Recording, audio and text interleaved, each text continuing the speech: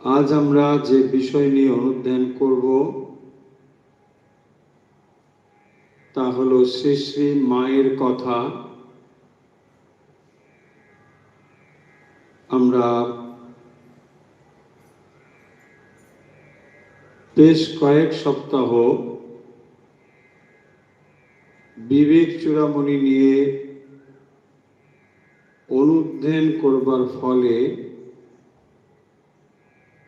মায়ের কথা একটু কম আলোচনা হয়েছে। তাই আপনারা অনেকে চেয়েছিলেন যে মায়ের কথা যেন আমরা অনুধ্যান করি, এবং সেই অনুযায়ী আজ আমরা শ্রী শ্রী মায়ের কথা, যেটি ধারাবাহিকভাবে আলোচনা হয়ে আসছে, তারই পরবর্তী অংশ আজ আমরা আলোচনা করব। আপনাদের হয়তো মনে থাকবে স্বামী অরূপানন্দজির স্মৃতিকথা আমরা দীর্ঘ সময় ধরে আলোচনা করেছি। এখন আমরা ঈশানানন্দজির স্মৃতিকথা থেকে ধারাবাহিকভাবে পাঠ করছি। অবশ্য স্বামী ঈশানানন্দজির মাতৃ সান্নিধ্যে বলে পৃথক একটি স্মৃতিকথা রয়েছে। আমরা শ্রী শ্রী মায়ের কথা উদ্বোধন প্রকাশন থেকে যে বইটি ফলো করছি, তার ভেতরে ঈশানানন্দজির যে স্মৃতিকথা, সেইটি কিন্তু আমরা ধারাবাহিকভাবে পড়ে আসছি, যেখানে স্মৃতিকথা মানেই যেখানে যিনি স্মৃতিচারণ করছেন তার ব্যক্তিগত অভিজ্ঞতা, তার উপস্থিতি, এগুলি মূলত তুলে ধরাই হলো স্মৃতিকথার মূল বিষয়। স্মৃতিচারণ মানে সম্পূর্ণ জীবনের ঘটনা নয়। তাই জীবনী থেকে স্মৃতিকথা যে পৃথক, এটি বোধহয় আমাদের বুঝতে খুব একটা অসুবিধে নেই। স্মৃতিকথার ভেতরে যেহেতু পূর্ণাঙ্গ জীবনী থাকে না, তাই সেখানে বিভিন্ন ঘটনা যা লেখক বা যিনি স্মৃতিচারণ করছেন তিনি যেভাবে সেটিকে দেখেছেন, কখনো কখনো হয়তো শুনেছেন, সেভাবে উল্লেখ করেছেন। তাই কিছু কিছু ঘটনা যেগুলো আমরা জীবনীতে পাই, স্মৃতিচারণের ভেতর দিয়ে সেই সমস্ত ঘটনাও কিন্তু এখানে উল্লেখ করা হয়েছে। আমরা শুরু করছি যেখান থেকে পাঠ এর আগের দিন শেষ হয়েছিল, তারপরের অংশ থেকে। একবার মা গোয়ালপাড়ায় আছেন, সেই সময় একদিন পূজনীয় শরৎ মহারাজ রাসবিহারী মহারাজকে কতকগুলি আম সঙ্গে দিয়া মায়ের কাছে পাঠাইয়াছেন। তিনি পৌঁছিবার একটি পরেই প্রবোধবাবু মাকে প্রণাম করিতে আসিয়াছেন। কুশল প্রশ্নাদির পর মা জিজ্ঞাসা করিলেন, হ্যাঁ গো, যুদ্ধের কি খবর? কি লোক ক্ষয়টাই না হলো, কি মানুষ মারা কলই না বের করেছে। আজকাল কত রকম যন্ত্রপাতি, টেলিগ্রাম। এই দেখো না, রাসবিহারী কাল কলকাতা থেকে রওনা হয়ে আজ এখানে পৌঁছে গেল। আমরা তখন কত হেঁটে, কত কষ্ট করে তবে দক্ষিণেশ্বরে গিয়েছি।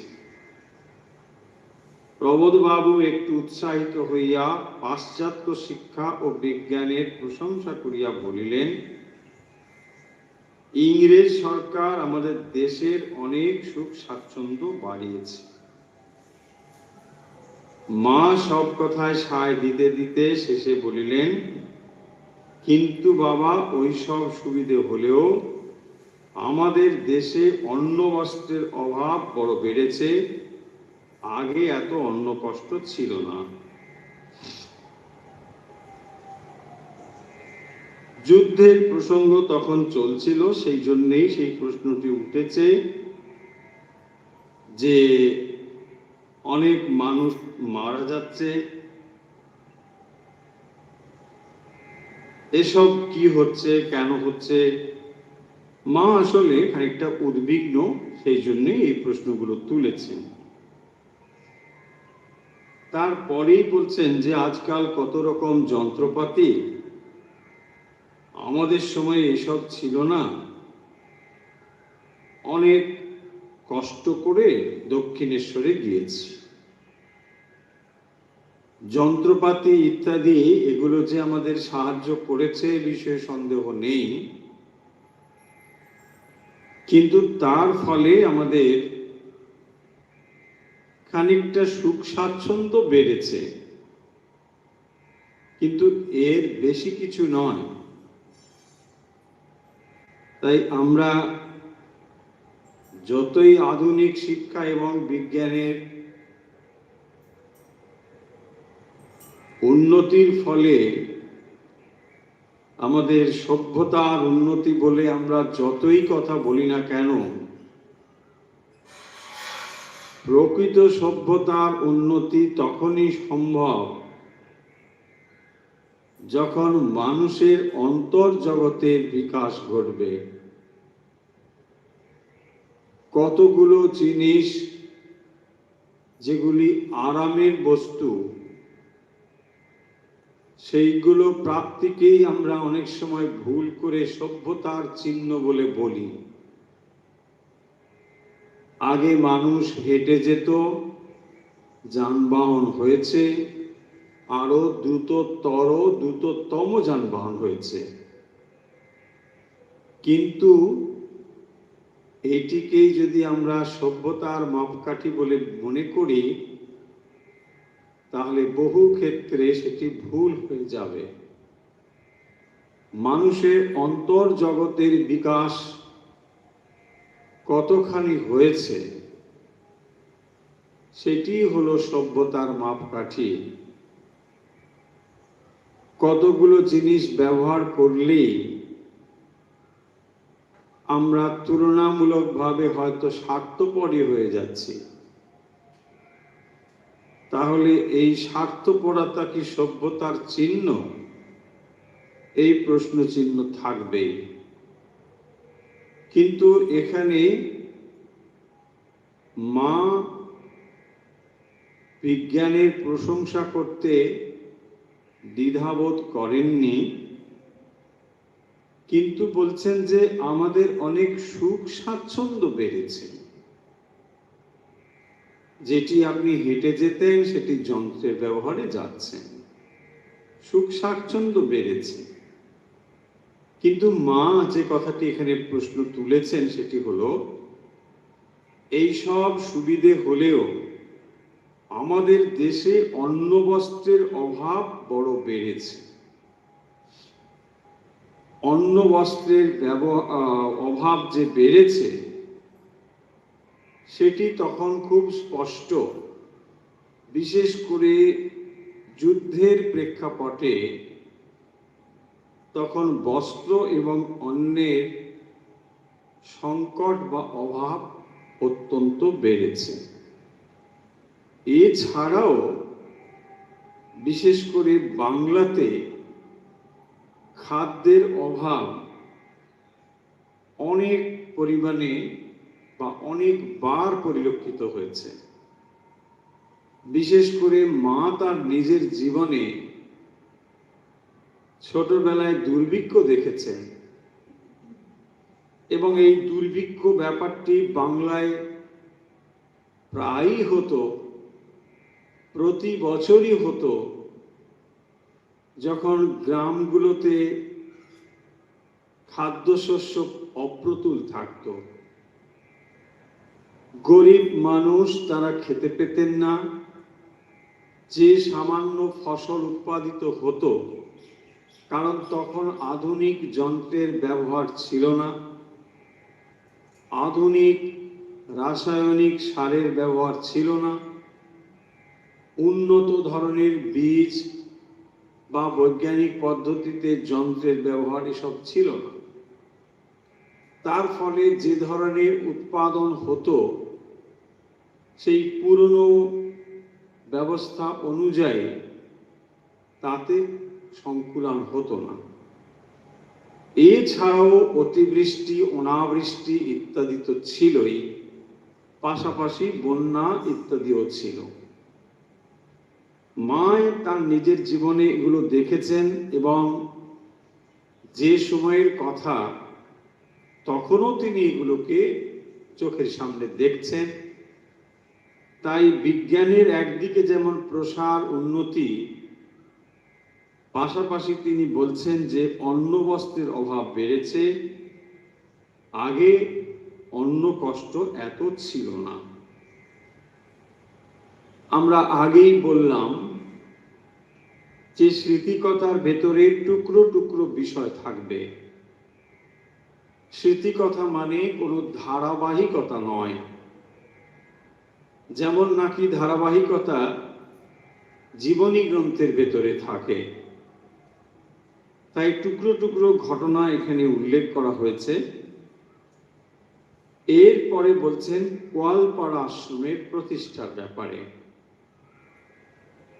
সেখানে কলকাতা যাবার পথে মা কোয়ালপাড়াতে ঠাকুর প্রতিষ্ঠা করেছিলেন। এই ঘটনাটি আপনাদের অনেকের জানা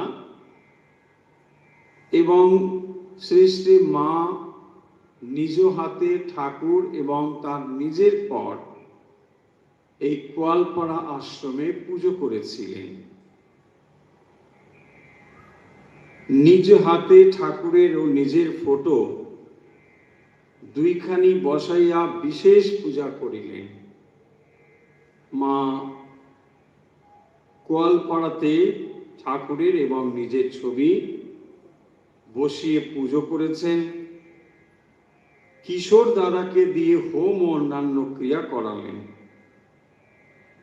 মধ্যাহ্নে মা হাটিয়া কেদারবাবুর মায়ের সঙ্গে তাঁদের বাড়িতে একটু বেড়াইতে গিয়াছেন। কেদারবাবুর বাড়ি হইতে ফিরিয়া আসিবার সময় মধ্যপথে মহারাজ তাহাকে পালকিতে উঠিতে বলায় তিনি একটু বিরক্ত হইয়া উহাতে চড়িলেন। আশ্রমে আসিয়া মা তাহাকে খুব ভৎসনা করিয়া বলিলেন, এই আমাদের পাড়াগাঁ, কোয়ালপাড়া হলো আমার বৈঠকখানা। তো মা ঠাকুর প্রতিষ্ঠা করে প্রতিবেশীদের বাড়ি গিয়েছিলেন। সেখান থেকে তিনি ফিরে আসবেন এবং সামান্য পথ যেটুকু মা খুব ভালোভাবেই হেঁটে আসবেন। কিন্তু এইখানে যে ঘটনাটি ঘটেছে, যে সেখানে পালকি পাঠিয়ে দেওয়া হয়েছে মাকে নিয়ে আসবার জন্য। এই অল্প জায়গা যেখানে মা হেঁটে আসতে পারেন, তাই পালকি দেখে মা খানিকটা বিরক্তই হয়েছেন। এবং তাই এই কথা বলছেন যে এটা পাড়াগাঁ এবং এটা আমার বৈঠকখানা, এরা আমাদের নিজেদের লোক, আমি এদেশে এসে একটু স্বাধীনভাবে চলবো ফিরবো। তাহলে বোঝা যাচ্ছে যে মা যখন বাগবাজারে থাকতেন তখন খানিকটা তাকে যেন তার ব্যক্তি স্বাধীনতার উপরে হস্তক্ষেপ করেই আমরা রাখতাম। অর্থাৎ মা ইচ্ছে মতন এদিক ওদিক যেতে পারতেন না, তা এই কথা থেকে বেশ বোঝা যায়। আমি এদেশে এসে একটু স্বাধীনভাবে চলবো ফিরবো, কলকাতা থেকে এসে হাঁপ ছেড়ে বাঁচি, তোমরা তো সেখানে আমাকে খাঁচার ভেতর পুরে রাখো, আমাকে সর্বদা সংকুচিত হয়ে থাকতে হয়, আর এখানেও যদি তোমাদের কথা মতো পার্টি বাড়াতে হয় তা আমি পারবো না। তো মা এটি পারবেন না, অথচ দেখুন এই মাই দক্ষিণেশ্বরে যখন নহবতের ঘরে থাকতেন কিভাবে যে তিনি দিন কাটিয়েছেন, বরং বাগবাজারে যখন থেকেছেন তখন খানিকটা দীর্ঘ পরিসরেই তিনি থেকেছেন। এখানে ঘর একটু বড়, ওপর নিচ রয়েছে, কিন্তু ওই নহবতের ভেতরে সামান্য একটু জায়গা, যেখানে একজন মানুষই ঠিকমতো থাকতে পারে না, তার ভেতরে আবার জিওল মাছ এক জায়গায়, জলের জ্বালা এক জায়গায়। মা শুধু একা থাকতেন না, তার সঙ্গে অন্যান্যরাও থাকতেন, রান্না বান্না সেখানে হচ্ছে। এত কিছু করে মা কিভাবে যে থাকতেন সেটি মাই জানেন। এবং মায়ের মতো এইরকম তপস্বিনীর পক্ষেই বোধহয় সেটি সম্ভব, যিনি ওই রকম অল্প পরিসরে অথচ সমস্ত দিকে খেয়াল রেখে কোথায় গাড়ি থেকে কোন ভক্ত আসছে, তার কি ধরনের খাবার পছন্দের, সঙ্গে সঙ্গে তিনি সেই মতো রান্না ব্যবস্থা করছেন, এটিও কিন্তু লক্ষ্য করবার বিষয়। তথাপি মা যখন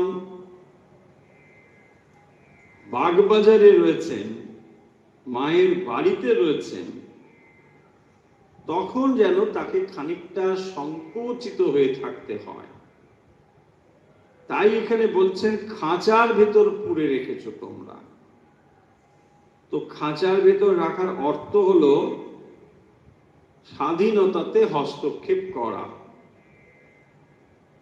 কিন্তু যখন তিনি কোয়ালপাড়াতে এসেছেন, এই কোয়ালপাড়া তার নিজের জায়গা, তাই এখানে তিনি স্বাধীনভাবে চলবেন ফিরবেন, এটাতে কেউ যেন হস্তক্ষেপ না করেন, এইটি মায়ের ইচ্ছে। শরৎকে লিখে দাও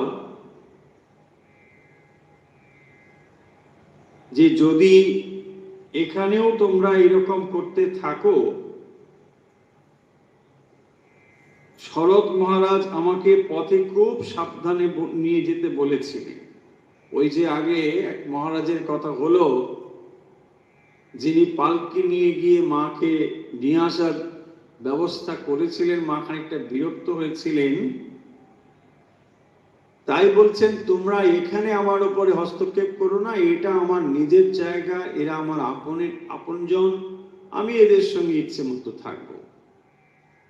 আর যদি মনে হয় শরৎকে জানিয়ে দাও, কারণ শরৎ মহারাজ স্বামী শারদানন্দজি তিনি এই সমস্ত ব্যবস্থা আদি করেন। তখন ওই মহারাজ বলছেন শরৎ মহারাজ আমাকে পথে খুব সাবধানে আপনাকে নিয়ে যেতে আদেশ করেছেন।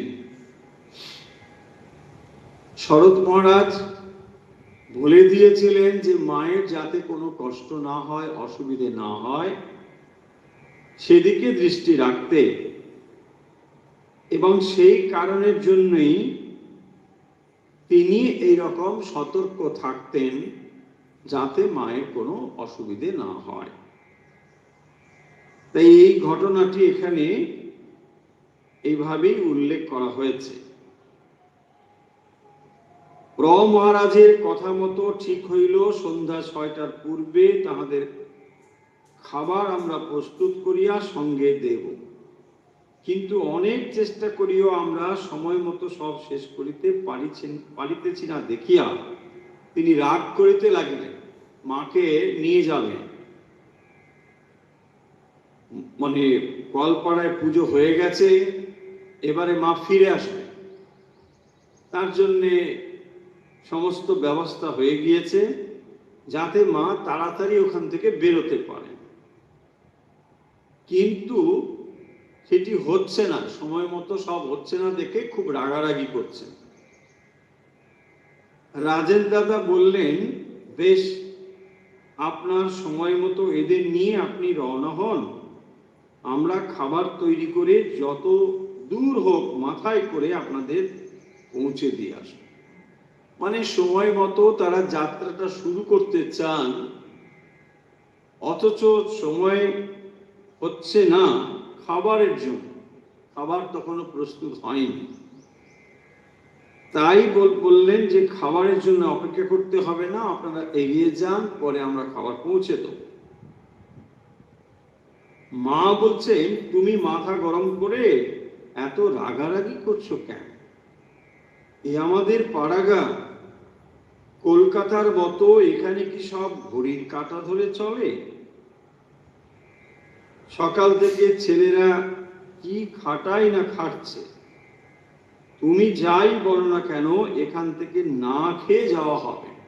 মা কিন্তু বলছেন যে ওই রকম না, আগে বেরিয়ে যাব, তারপরে ওরা খাবার পৌঁছে দেবে, এইসব কিছু করতে হবে না, বরং আমরা খেয়েই যাব। শেষ পর্যন্ত রাত 8টা আন্দাজ আহারাদি করিয়া 8খানি গরুর গাড়িতে সকলে বিষ্ণুপুর অভিমুখে যাত্রা করিলেন। স্মৃতিকথার ভেতরে ছোট ছোট অনেক কাহিনী, তথ্য এগুলো পাওয়া যায়, এবং এই তথ্যগুলোর উপর ভিত্তি করেই জীবনী, পূর্ণাঙ্গ জীবনী এবং প্রামাণ্য পূর্ণাঙ্গ জীবনী স্বামী গম্ভীরানন্দজি, শ্রীমা সারদা দেবী লিখেছেন। এই সমস্ত গ্রন্থের ওপরেই তিনি তথ্য এখান থেকেই নিয়েছেন। তাই এই স্মৃতিকথার ভেতরে যে কথাগুলো, শ্রী মা কোয়ালপাড়াতে নিজেই ঠাকুরকে প্রতিষ্ঠা করেছেন, নিজের পট নিজে পুজো করেছেন, আবার ওই দিন তিনি ফিরে এসেছেন, রাত্রে গরুর গাড়িতে 8খানা গরুর গাড়িতে সব জিনিসপত্র নিয়ে ফিরে আসছেন খাওয়া দাওয়া করে, এটি এখানে উল্লেখ করা হয়েছে। মা রামেশ্বর তীর্থ থেকে কলকাতায় ফিরেছেন। এবারে আরেকটি ঘটনা উল্লেখ করছে। মা রামেশ্বর তীর্থ থেকে কলকাতায় ফিরেছেন। ঠাকুরের শরীর যাওয়ার পরে শ্রী শ্রী মা তীর্থ ভ্রমণে বেরিয়েছিলেন, এবং সেখানে তিনি দক্ষিণ ভারতেও গিয়েছিলেন, যার মধ্যে এই রামেশ্বর তীর্থ। আমরা 3 জন উদ্বোধনের বাড়িতে তাহাকে দর্শন করিতে উপরে গিয়াছি। আমরা মানে স্বামী ঈশানানন্দজি এবং অন্যান্য। প্রণাম করিয়া বসিলে কোয়ালপাড়া আশ্রমের ও জয়রামবাটির সকলের কুশল জিজ্ঞাসার পর মা কেদার বাবুকে বললেন, তুমি আসবে শুনে তোমাদের আশ্রমের জন্য দুখানি রামেশ্বরের ফটো রেখেছি। মা রামেশ্বর তীর্থে গিয়েছিলেন, তার বিস্তারিত বিবরণ মায়ের জীবনীতে রয়েছে। পূজনীয় শশী মহারাজ মায়ের দাক্ষিণাত্য ভ্রমণ এর জন্যে সচেষ্টভাবে নানা ব্যবস্থা করে দিয়ে রেখেছিলেন। বিশেষ করে রামেশ্বর দর্শনের জন্য তিনি মায়ের যাতে কোনো অসুবিধে না হয় এবং অত্যন্ত সম্মানের সঙ্গে তিনি এগুলো দর্শন করতে পারেন তার ব্যবস্থা করেছিলেন। সেই দর্শনের পরে মা ফিরে এসেছেন এবং উদ্বোধনের বাড়িতে রয়েছেন, তখন এরা গিয়েছেন দেখা করতে। তখন মা বলছেন, তুমি আসবে শুনে তোমাদের আশ্রমের জন্য, মানে কল করার জন্য দুখানি রামেশ্বরের ফটো রেখেছি। যাওয়ার সময় নিয়ে যেও, সেখানে পুজো করবে। তীর্থ দর্শন করে মা এসেছেন, রামেশ্বরের ফটো এনেছেন। আর আশ্রমের যারা, মানে ঈশানানন্দজি নিজে, কেদার বাবু এখানে রয়েছেন, তাকেও বলছেন যে এগুলো নিয়ে গিয়ে পুজো করবে। কেদার বাবু বললেন, আপনি তো ঠাকুরকে বসিয়ে এসেছেন, আর তাকেই সব দেবদেবী জ্ঞানে পুজো করতে বলেছে, আবার এই সব ঠাকুর দিচ্ছেন, কত ঠাকুরের পুজো করব? দেখুন, অনেকে এই সমস্যার মধ্যে পড়েন যে তীর্থ দর্শন করতে গেলে সেখান থেকে ফটো, কখনো কখনো শালগ্রাম শিলা, কখনো ছোট ছোট মূর্তি, এই সব নিজে নিয়ে আসেন। আমার কেউ কেউ ভালোবেসেও দেন, মানে কেউ গেলেন, তিনি আপনাকে উপহার স্বরূপ দিয়েছেন। এখন এইগুলি নিয়ে অনেকে খুব চিন্তা ভাবনা করেন, কি করবেন। কেউ দিয়েছেন, অশ্রদ্ধা করে ফেলে দিতেও পারি না, আবার রাখতেও পারি না, এত সব হবে কি? এর খুব সুন্দর উত্তর এইখানেই রয়েছে, যেখানে বলছেন, ঠাকুরকেই সমস্ত দেবদেবী জ্ঞানে পুজো করতে আপনি বলেছেন। সর্বদেব দেবী স্বরূপায় শ্রীরামকৃষ্ণায় নমঃ।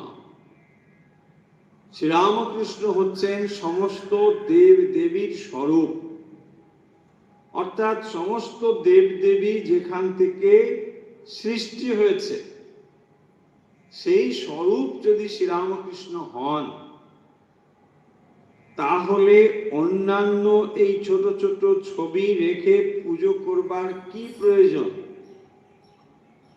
সেইটি এখানে বলছেন যে কত ঠাকুরের পুজো করব, আমরা অন্য ঠাকুরের পুজো করতে পারবো না। মা তীর্থ দর্শন করে এসেছেন, অথচ মা যেন তার আগের কথার থেকে একটু অন্যদিকে কথা বলছেন, তাই এই কথা উঠেছে। তখনই মা বলছেন, আচ্ছা এইগুলো ভালো করে বাঁধিয়ে ঠাকুর ঘরে টাঙিয়ে, এটা দিয়ে কোনো সমস্যা নেই।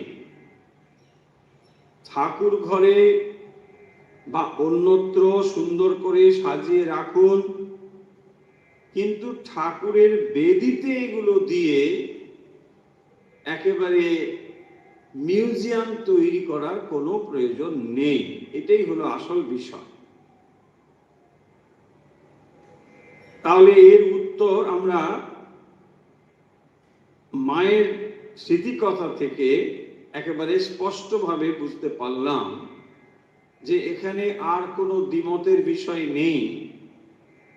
যতই ইমোশন থাকুক, যতই আবেগ স্মৃতি জড়িত থাকুক না কেন, এগুলোকে দূরে রাখাই সব থেকে ভালো।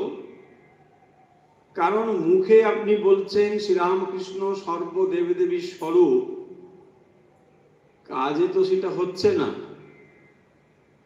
কাজে আপনি এখানে একটু ফুল, সেখানে একটু ফুল, সব জায়গায় দিচ্ছেন। এর মানে কি? এটি যেমন একটি দিক, প্রসঙ্গক্রমে বলে দিই যে এই যে নানা ফুল দিয়ে নানা উপচারে আপনি চেষ্টা করে চলেছেন, যখন আপনার শরীর সমর্থ হবে না এগুলো করতে, তখন মানসিকভাবে গ্লানি তৈরি হবে যে আজ এগুলো করতে পারলাম না, অপরাধ বোধ তৈরি হবে। ফলে এইগুলো না বাড়িয়ে যত সংক্ষিপ্ত করা যায় ততই মঙ্গল। পাশাপাশি এটিও দেখুন, অনেক কিছু রাখতে গেলে সেটাকে পরিষ্কারও করতে হবে, ফুল দিতেও হবে। তাহলে এত পরিষ্কার করবার আপনার সময় কোথায়? ঠাকুর ঘর হয়তো সর্বসাকুল্যে আপনার 15 থেকে 20 মিনিট, কারোর বেশি হতে পারে, কারো আরো কম হতে পারে, সেটা ধরা হচ্ছে না। গড়ে 20 থেকে আধ ঘন্টা খুব বেশি। তো এই সময়ের ভেতরে আপনি জপ করবেন কখন, আর সাজাবেন কখন, ফুল দেবেন কখন, চন্দন ঘষবেন কখন, আর ধূপ দেবেন কখন? সেই জন্য অত্যন্ত প্র্যাকটিক্যাল বিষয়টি হলো এইটি।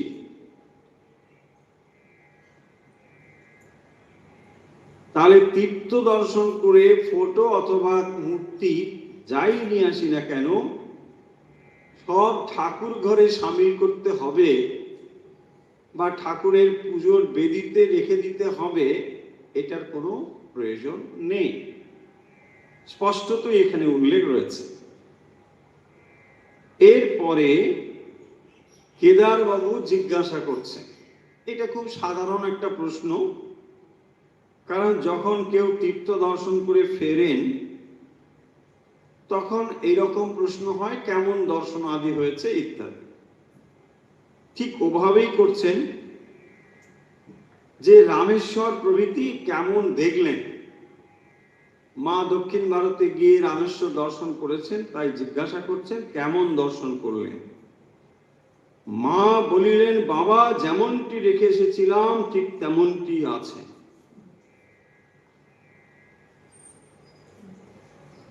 মায়ের একেবারে অসাধারণ উক্তি, বা বলা ভালো অসচেতন ভাবে এই উক্তিটি বেরিয়ে পড়েছে। মা খুব সচেতন ছিলেন না, কারণ সাধারণত এই ধরনের উক্তি মায়ের মুখ থেকে বেশি শোনা যায় না। বাবা যেমনটি রেখে এসেছিলাম ঠিক তেমনটি আছেন। গোলাম মা তখন ঠিক ওই দিক দিয়া বারান্দায় যাইতেছিলেন। তিনি মায়ের ওই কথা শুনিয়া বলিলেন, কি বললি মা? মা একটু চমকে গিয়ে বললেন, কই কি বলবো? বলছি এই তোমাদের কাছে যেমন শুনেছিলাম ঠিক তেমনটি দেখে আনন্দ হয়ে গেল। মা যেমনটি রেখে এসেছিলাম ঠিক তেমনটি আছেন। কোন কালে যখন ভগবান রামচন্দ্র রূপে আবির্ভূত হয়েছিলেন, শক্তি রূপে মা সীতাদেবী রূপে এসেছিলেন, এবং তখনই এই রামেশ্বর মহাদেবকে সেখানে স্থাপন করা হয়েছিল। রামায়ণের এসব কাহিনী সকলের জানা, কিন্তু সেই কাহিনী মা এখানে অচেতন ভাবে বা অসতর্ক ভাবে বলে ফেলেছে। আসলে যিনি সীতাদেবী রূপে আবির্ভূত হয়েছিলেন, বর্তমানে তিনি মা শারদা রূপে শ্রীরামকৃষ্ণের সঙ্গে শক্তি রূপে আবির্ভূতা হয়েছেন বলে স্বতঃস্ফূর্তভাবে এই কথাটি মন থেকে বেরিয়ে গেছে।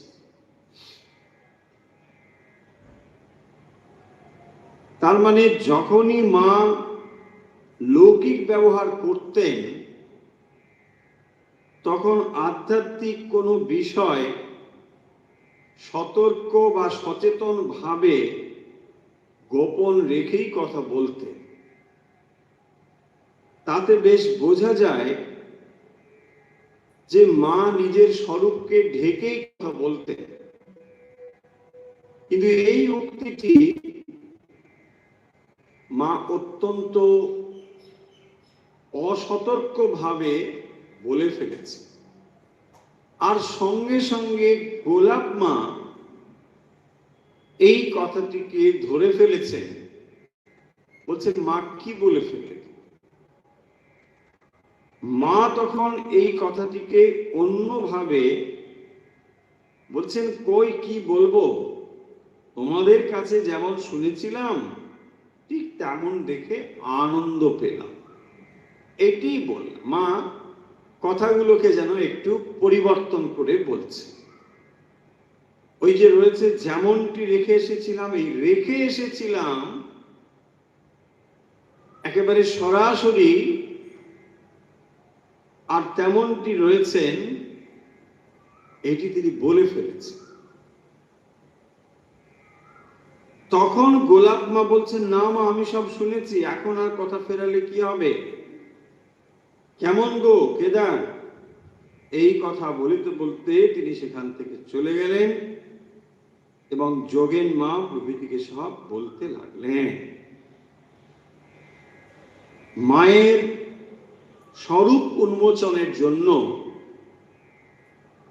বা মা তার নিজের সম্বন্ধে যে সমস্ত কথা বলেছেন, অনেক জায়গায় অনেক ইঙ্গিত, ছোট ছোট ইঙ্গিতপূর্ণ কথা পাওয়া যায়। তার মধ্যে এই বিশেষ উক্তি, যেটি স্পষ্টতই শ্রী মায়ের সীতারূপে আবির্ভাবের যে স্বরূপ, এটিকে উন্মোচন করে। অর্থাৎ তিনি যে সীতাদেবী রূপে আবির্ভূত হয়েছিলেন,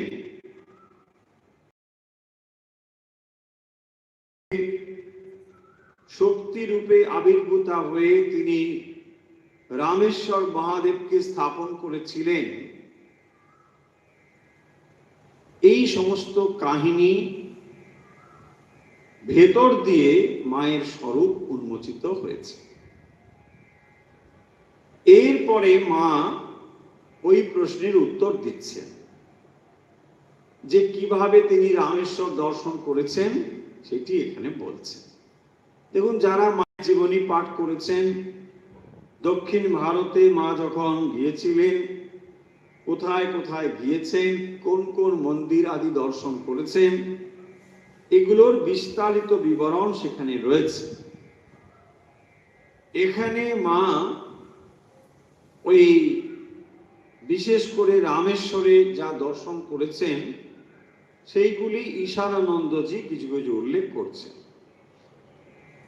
মা বললেন, আহা শশী আমাকে সোনার 108টি বেলপাতা দিয়ে রামেশ্বরের পূজা করালে। সোনার বেলপাতা। শশী মহারাজ স্বামী রামকৃষ্ণানন্দজি মা পুজো যাবেন বলে রামেশ্বর তীর্থ দর্শনের জন্য তিনি এই ব্যবস্থা করেছিলেন যে 108টি বেলপাতা, সোনার বেলপাতা দিয়ে রামেশ্বরের পুজো করবেন। রামনাদের রাজা আমি এখানে এসেছি শুনে তার দেওয়ানকে হুকুম দিলেন মন্দিরের রত্নাগার খুলে আমাকে দেখাতে। আপনারা জানেন যে রামকৃষ্ণানন্দজি রামনাদের রাজাকে জানিয়েছিলেন যে তিনি আসছেন। স্বামীজির সঙ্গে পূর্ব পরিচিত ছিলেন রামনাদের রাজা, অত্যন্ত শ্রদ্ধা করতেন। তাই তাকে তিনি এই খবর দিয়েছেন যে শ্রী মা সারদা দেবী তিনি আসছেন দর্শন করতে। আর দেওয়ান তাদেরকে দিয়ে মন্দিরের রত্নাগার খুলে আমাকে দেখাতে হুকুম দিয়েছে। মন্দিরের যে রত্নাগার সেইটি দেখা, আর যদি আমি কোনো জিনিস পছন্দ করি তখনই যেন তা আমাকে উপহার দেওয়া হয়। মানে যেহেতু তিনি বিশেষ ধরনের অতিথি, তার সম্মানের কথা ভেবেই এই ধরনের ব্যবস্থা। এটা সাধারণের জন্য নয় নিশ্চয়ই। রামনাদের রাজা স্বামীজির পরম ভক্ত, তার গুরুপত্নী আসছেন, ফলে বুঝতেই পারছেন সম্মান বা শ্রদ্ধা অনেক উন্নত ধরনের, এবং সেই মর্যাদা রক্ষা করবার জন্যই মন্দিরের রত্নাগার খুলে দিতে বলেছেন। মা যথেচ্ছ রূপে দেখবেন এবং যেটা পছন্দ করবেন তাকে যেন শ্রদ্ধার সঙ্গে সেটি উপহার দেওয়া হয়। আমি আর কি বলবো, কিছুই ঠিক করতে না পেরে বললাম, আমার আর কি প্রয়োজন। রত্নাগার মানে সত্যি সেটা রত্নাগার, মণি মুক্ত ছড়ানো রয়েছে, এবং মা যে কোনো একটি জিনিস যদি নিতে ইচ্ছে করতেন তারা অত্যন্ত শ্রদ্ধার সঙ্গে সেটি উপহার হিসেবে দিতেন, এ বিষয়ে কোনো সন্দেহ নেই। কিন্তু মা বলছেন আমার আর কি প্রয়োজন। আমাদের যা কিছু দরকার সব শশী ব্যবস্থা করছে। শশী মহারাজ স্বামী রামকৃষ্ণানন্দজি তাঁর মন্দির দর্শন ইত্যাদি সমস্ত ব্যবস্থা করেছেন। তাই মা বলছেন আমার আর এসবের এই রত্নরত্ন এসব কি দরকার। আবার তারা ক্ষুণ্ণ হবে ভেবে বললাম, এই যদি কিছুই এরকম করে না গ্রহণ করেন তাদের সম্মানের দিক থেকেও তারা মনক্ষুণ্ণ হতে পারে। তাই বলছেন আচ্ছা রাধুর যদি কিছু দরকার হয় নেবে, এখন ঠিক আছে কিছু একটা নেওয়া দরকার, আচ্ছা রাধু যদি কিছু নেয় দেখা যায়। রাধুকে বললাম দেখ তোর যদি কিছু দরকার হয় নিতে পারিস। তারপর যখন হিরে জহরতের জিনিস সব দেখছি তখন কেবলই আমার বুক দূর দূর করছে। বুক তখন দূর দূর করছে এই জন্য যে যদি রাধু আবার এটা নেবো সেটা নেবো এসব বলে তাহলে একটু অমর্যাদাও হতে পারে। আরে কোথাকার কি হামাতে সব এসেছে সব বলে নিয়ে যাচ্ছে। তাই মা একদিকে যেমন নিজে গ্রহণ করলেন না কিছুই, আবার অন্য দৃষ্টিকোণ থেকে এটাও ভেবেছেন কিছুই না নেওয়া, যারা আপ্যায়ন করছেন তাদের যাতে অপমান না হয়, তাদের মর্যাদা যাতে রক্ষিত হয়, সেই দৃষ্টিকোণ থেকেও ভাবছেন যে রাধু তাহলে কিছু একটা নিক। আবার ঠাকুরকে তিনি প্রার্থনা করছেন যে ঠাকুর রাধুর যেন কোনো বাসনা না জাগে।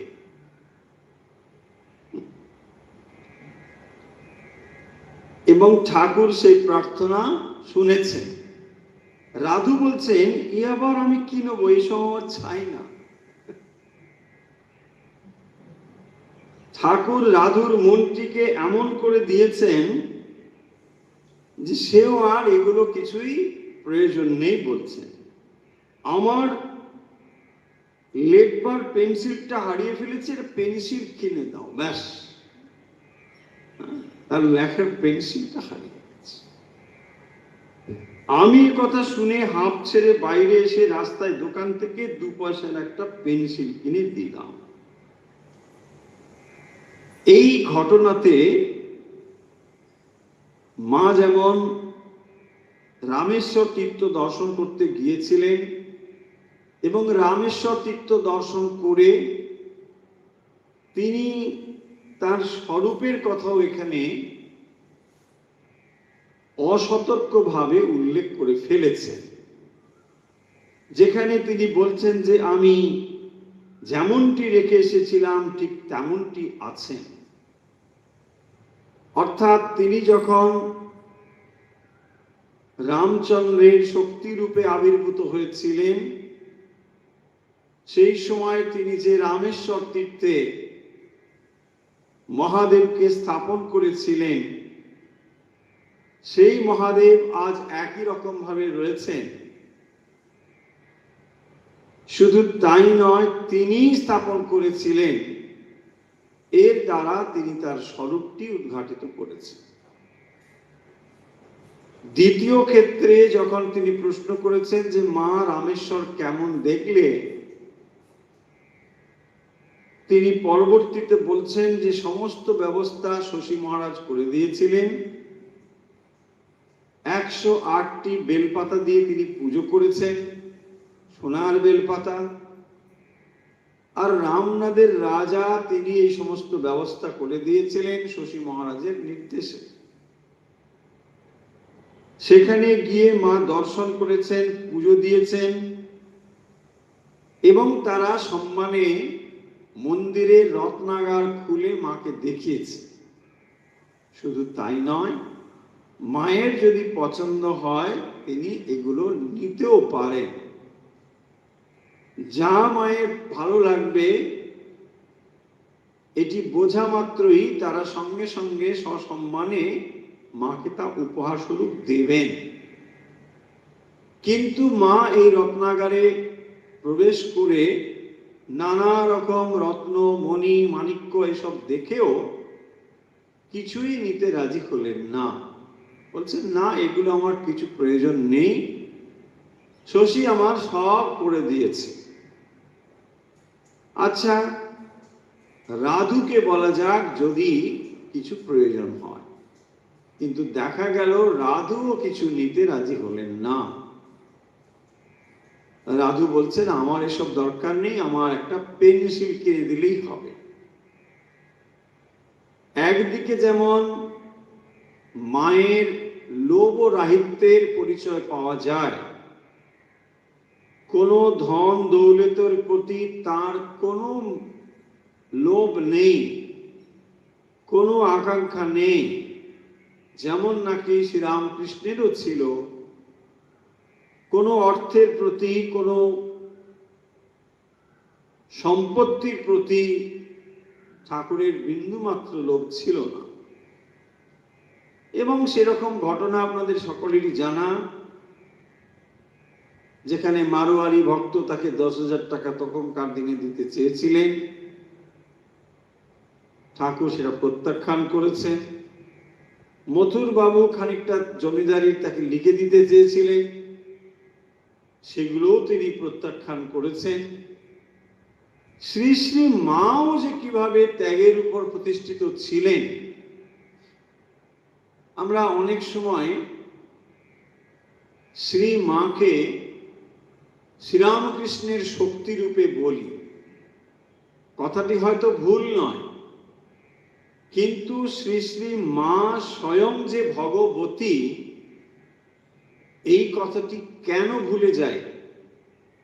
তিনি শ্রীরামকৃষ্ণের শক্তি, এ কথা বলার তাৎপর্য যে মায়ের বোধহয় বিশেষ কোনো বিশেষত্ব নেই, শ্রীরামকৃষ্ণের পরিচয়েই তার পরিচয়, কিন্তু তা নয়। শ্রী মা স্বয়ং ভগবতী। ঠাকুর ত্যাগী যদি হন, শ্রী শ্রী মাও সমানভাবে ত্যাগী। তার ভেতরেও ত্যাগ, বৈরাগ্য, বিষয় বাসনার আসক্তি বিন্দু মাত্র ছিল না। তাই শ্রীরামকৃষ্ণের ভেতরে যে ঐশ্বর্য আমরা দেখতে পাই, তার পূর্ণ রূপে বরং খানিকটা বেশি আমরা দেখতে পাবো মায়ের জীবনে।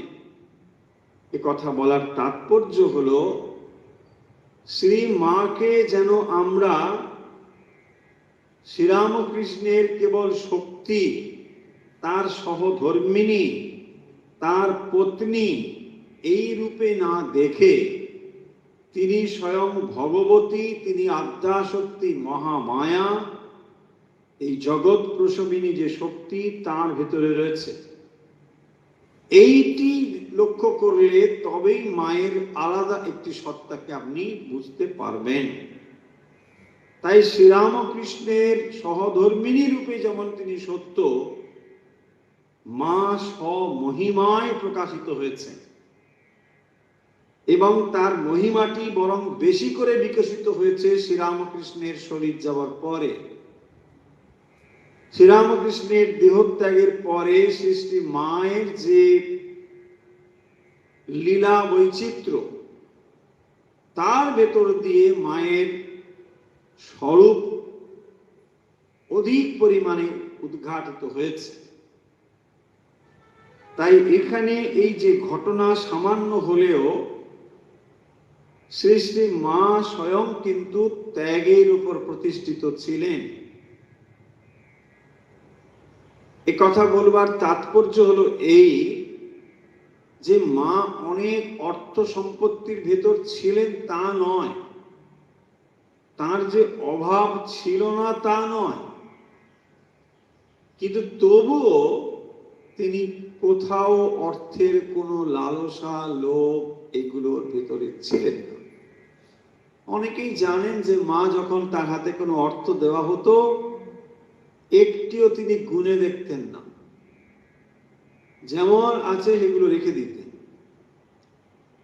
কেউ অর্থ প্রয়োজন হলে ওইগুলো নিয়ে এসে কত দরকার এখান থেকে নিয়ে যাও ব্যাস বলে দিয়ে দিতেন। নিজে গুণেও দেখতেন না, কত অর্থ রয়েছে, কি যাচ্ছে, এগুলো নিয়ে কোনোদিনই মাথা ঘামাতেন না। এখান থেকে স্পষ্ট বোঝা যায় যে মা স্বরূপত যে ভগবতী ছিলেন এ সম্পর্কে কোনো দ্বিমত থাকার কথা নয়। তারপরের যে ঘটনা সেটিও কিন্তু লক্ষ্য করবার যে একদিকে যেমন রাধুকে তিনি বললেন তার যা প্রয়োজন তিনি নিতে পারে, অপরদিকে যাতে অমর্যাদা না হয় তিনি ঠাকুরের কাছে প্রার্থনা জানাচ্ছেন। এবং এই প্রার্থনা জানানোর মায়ের জীবনে বহুবার তো ঘটেছে। শ্রীরামকৃষ্ণের সান্নিধ্য যে তিনি সর্বদা অনুভব করতেন, এটি তার একটি নিদর্শন। তিনি যে প্রার্থনা করছেন, এই প্রার্থনা কোনো নিষ্ফল বাক্য ব্যয় নয়, এর পেছনে তার এই উপলব্ধি রয়েছে যে ঠাকুর তার সঙ্গে সর্বদা বিরাজ করছেন। তার প্রতিটি প্রার্থনা শ্রীরামকৃষ্ণ শ্রবণ করছেন, শুনছেন। কারণ বহু ঘটনা রয়েছে, আপনারা নিশ্চয়ই স্মরণ করতে পারবেন, যে যেখানে তিনি সশরীরে দর্শন দিয়ে বলছেন যে আমি কোথায় গিয়েছি যে তুমি এ স্ত্রীর লক্ষণ সব নষ্ট করছো, আমি এ ঘর ও ঘর হয়েছি। তার মানে সর্বদাই ঠাকুর মায়ের সঙ্গে বিরাজ করছেন। এর তাৎপর্য হলো মাকে সাধন ভজন করে ঠাকুরের সান্নিধ্য লাভ করতে হচ্ছে না, স্বরূপতই তিনি ঠাকুরকে তার সঙ্গে সর্বদাই দেখতে পাচ্ছেন। কারণ অগ্নি এবং তার দাহিকা শক্তিকে যেমন পৃথক করা যায় না, শ্রীরামকৃষ্ণ এবং সৃষ্টি মাকেও কখনো পৃথক করা যায় না। শ্রীরামকৃষ্ণ সর্বদা সৃষ্টি মা সারদা দেবীকে অনুভব করছেন, তার সঙ্গে বিদ্যমান, এটি তিনি লক্ষ্য করছেন। এই দুটি তত্ত্ব কখনোই পৃথক নয়। ভগবান এবং ভগবতী সর্বদাই একসঙ্গে বিরাজমান থাকেন, এবং সেই কারণের জন্যই দেখবেন এই যে দেবী দুর্গার আরাধনা, এখন নবরাত্রি চলছে, বাসন্তী পুজো হচ্ছে, বসন্তকালে দেবী দুর্গার যে আরাধনা, তার ভেতরে এই কথাই তো বলা হয় যে স্বয়ং ভগবতী এবং ভগবান এক সঙ্গে এক আধারে বিরাজ করেন। এই দুটির ভেতরে কখনো একটিকে ছেড়ে আরেকটি থাকতে পারে না, সম্ভব নয়। ঠিক একই রকম ভাবে এখানে লীলার প্রয়োজনে তাকে এইরকম ব্যবহার করতে হয়েছে। তাই ঠাকুরের কাছে প্রার্থনা করছেন রাধুর মন যেন তিনি ঠিক করে দেন, যাতে সে অন্য কোনো লোক বশবর্তী হয়ে চেয়ে না বসে। সত্যি সে কিছু চাইল না, বরং অত্যন্ত আনন্দিত ভাবে, অত্যন্ত শ্রদ্ধার সঙ্গে তারা মন্দির দর্শন করে ফিরে এলেন। আজকের মায়ের কথা আমরা এখানেই শেষ করব। শ্রী শ্রী মা সারদা দেবীর স্মৃতি কথা স্বামী ঈশানানন্দজির স্মৃতিচারণে যেভাবে উল্লেখিত হয়েছে, আমরা সেই ঘটনাগুলি ধারাবাহিকভাবে দেখবার চেষ্টা করছি। এই কথাগুলো এমন নয় যে আপনাদের জানা নেই, এই ঘটনাগুলো এমন নয় যে আপনাদের জানা নেই। তবু এই জানা ঘটনার ভেতরে যেহেতু সৃষ্টি মাকে কেন্দ্র করে এই ঘটনা, তাই এই ঘটনাগুলো কোনোদিন পুরনো হবে না। যতই এই কথাগুলো নিয়ে চর্চা করবেন, ততই দেখবেন মাতৃ সান্নিধ্য অনুভব করবেন। মা যে সর্বদা বিরাজ করছেন, তিনি যে সর্বদাই রয়েছেন, এবং এটি যে কোনো কথার কথা নয়, সর্বক্ষণ সর্ব অবস্থাতেই তিনি রক্ষা করে চলেছেন, এই দায়ভার যে তাঁর, এই কথাগুলি চর্চা যত আমরা করব, ততই মাতৃ সান্নিধ্য আমরা অনুভব করতে পারব। সত্যি সত্যি এই কথাগুলোর ভেতর দিয়েই মাতৃ সান্নিধ্য অনুভব করাই স্মৃতিচারণের তাৎপর্য। তাই বারে বারে এই স্মৃতি কথাগুলোকে পাঠ করতে করতে আমাদের দৃষ্টির মলিনতা, মনের ভেতরে কালিমা, অবিশ্বাস, এগুলো দূরীভূত হবে। আমরা ভেতর থেকে অনুভব করতে শিখব যে মা সর্বদাই জাগরুক রয়েছেন, আমাদের অন্তরে, আমাদের বুদ্ধিতে, আমাদের বিচারে, আমাদের মননে, আমাদের স্মৃতিতে, প্রতিটি চিন্তায়, কাজে মা বিরাজমান রয়েছে।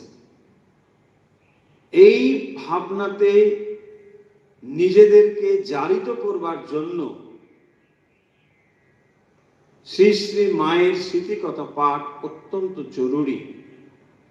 যেমন আমরা জীবনী গ্রন্থ পাঠ করে মায়ের জীবনের ক্রমান্বয়ের ঘটনাগুলোকে জানতে পারি, ক্রোনোলজিক্যাল ইভেন্টসগুলোকে আমরা জানতে পারি, একই রকম ভাবে স্মৃতিকথার ভেতর দিয়ে ছোট ছোট ঘটনা, কিন্তু সেগুলোর ভেতর দিয়েও আমরা মাতৃ সান্নিধ্য অনুভব করতে পারবে। কত কথা রয়েছে যে মায়ের সান্নিধ্য লাভ করে এক একটি জীবন কিভাবে আনন্দময় হয়ে উঠেছে এবং পবিত্র হয়ে উঠেছে, নিজেদেরকে মায়ের চরণে উৎসর্গ করেছে, এরকম বহু দৃষ্টান্ত রয়েছে। ছোট্ট করে শেষ সময় শেষ, আপনারা পদ্মবিনোদের কথা জানেন। পদ্মবিনোদ বললেই মনে পড়ে যাবে বলরাম মন্দিরের রাস্তায় দাঁড়িয়ে তিনি মাকে ডাকছেন, এইসব কাহিনী রয়েছে। যেখানে দোস্ত বলে ডাকছেন শরৎ মহারাজকে, এইসব কাহিনী রয়েছে। এই পদ্মবিনোদ ওই ঘটনার পরে অত্যন্ত অসুস্থ হয়েছে।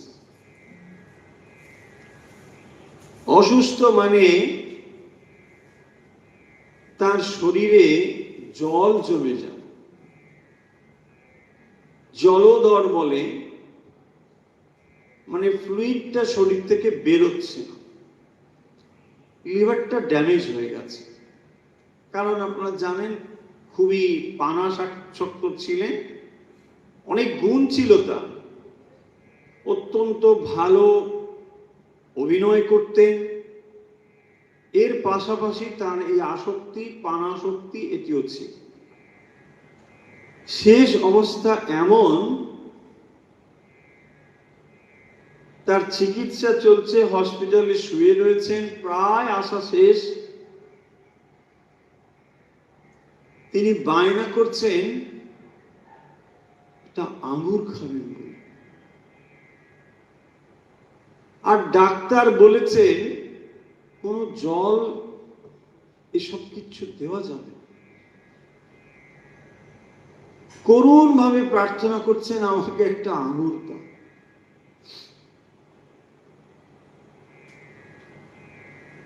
যখন তারা দিতে রাজি হচ্ছেন না, কেউ দিচ্ছেন না, কারণ ডাক্তার অত্যন্ত কঠোরভাবে নিষেধ করেছে, তখন বলছেন ঠিক আছে, কিচ্ছু দিতে হবে না,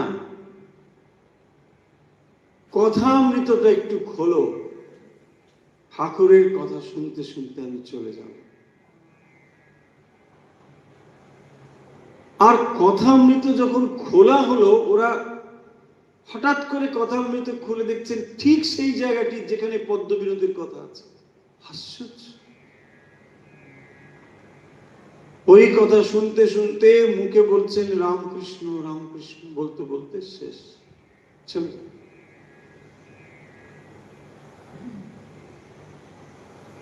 মায়ের কাছে যখন বলা হলো, মা এই ছেলেটি যে ওই যে সে রাত্রে এসে ডাকতো, তোমার ঘুম ভেঙে যেত, ওই ছেলেটা চলে গেছে। কি হলো বাবা? না, এরকম করে চলে গেছে। মা বলছেন ঠাকুরের ছেলে ঠাকুরের কাছে গিয়েছে।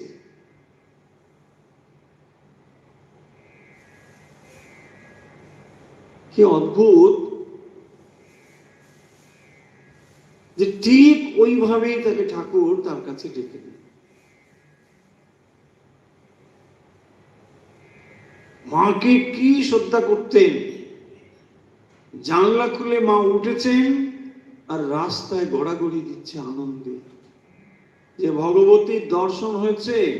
কাছে গিয়ে তো আর প্রণাম করতে পারবে না ওই রাত্রে, রাস্তায় গড়াগড়ি দিচ্ছে আনন্দে। কত কাহিনী রয়েছে। তাই এই টুকরো টুকরো স্মৃতি কথাগুলো আমাদেরকে উদ্বুদ্ধ করে, প্রেরণা দেয় যে কিভাবে ছোট্ট একটি ঘটনা, ছোট্ট একটি কথা এক একটি জীবনকে আলোকিত করে শুধু দিয়েছে তা নয়, সেইটিকে ধরে তারা জীবনকে একটা পরিপূর্ণতার দিকে নিয়ে গিয়েছে। তাই মায়ের স্মৃতিকথার ভেতরে দেখবেন এই শক্তি, এই প্রেরণা নিহিত রয়েছে।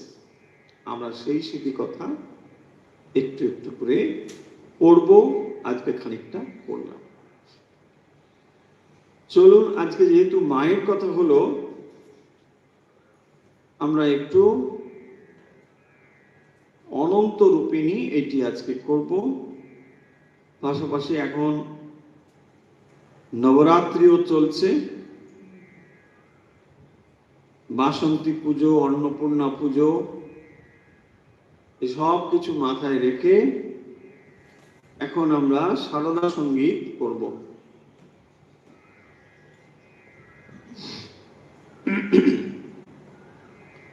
অনন্ত রূপিণী অনন্ত গুণবতী অনন্ত নামনি গিরিজে মা। অনন্ত রূপিণী অনন্ত অনন্ত নামনি গিরিজে মা। শিবাহিনী মোহিনী বিশ্ববিলাসিনী শিবাহিনী মোহিনী বিশ্ববিলাসিনী রাম কৃষ্ণ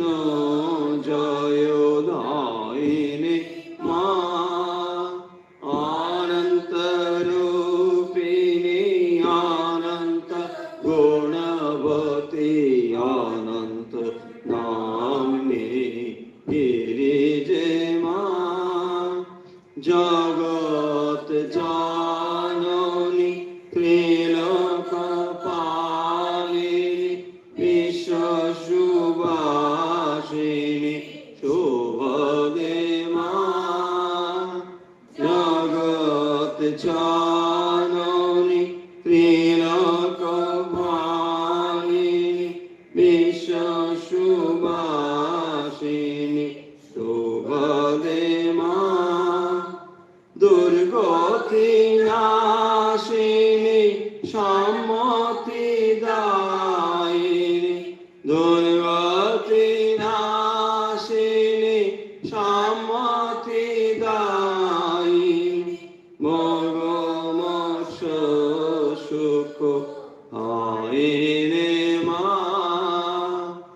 অনন্ত রূপিণী অনন্ত গুণবতী অনন্ত নামনি গিরিজে মা। পরমে পার্বতী সুন্দরী ভাগবতী দুর্গে ভামতী তুমি মা। পরমে পার্বতী সুন্দরী ভাগবতী দুর্গে ভামতী তুমি মা। প্রসীদ মাতা নগেন্দ্র নন্দিনী প্রসীদ মাতা নগেন্দ্র নন্দিনী চির সুখদায়ী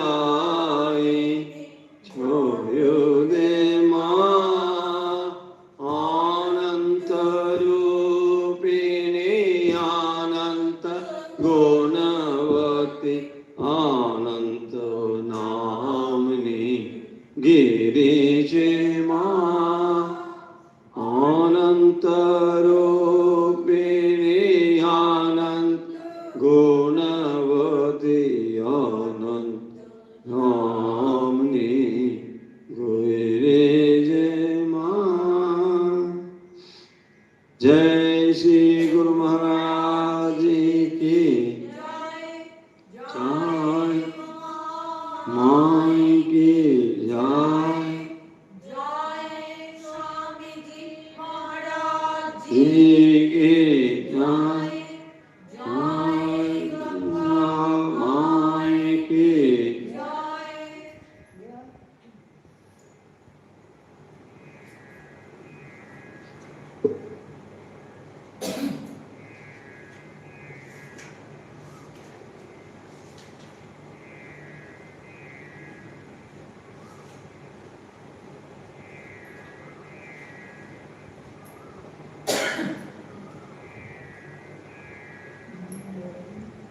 গতকালের প্রশ্ন ছিল অশ্রদ্ধার সঙ্গে কর্ম করলে তার ফল কি হয়। অশ্রদ্ধার সঙ্গে কর্ম করলে তার ফলে ইহলোক অথবা পরলোক এটি ফলহীন হয়, অর্থাৎ ইহলোকে বা পরলোকে কোনো কাজে আসে না। আজকে আমরা কোনো প্রশ্ন দিচ্ছি না। আজকে অনেকদিন পরে মায়ের কথা হলো, আজকে কোনো প্রশ্ন দিচ্ছি না।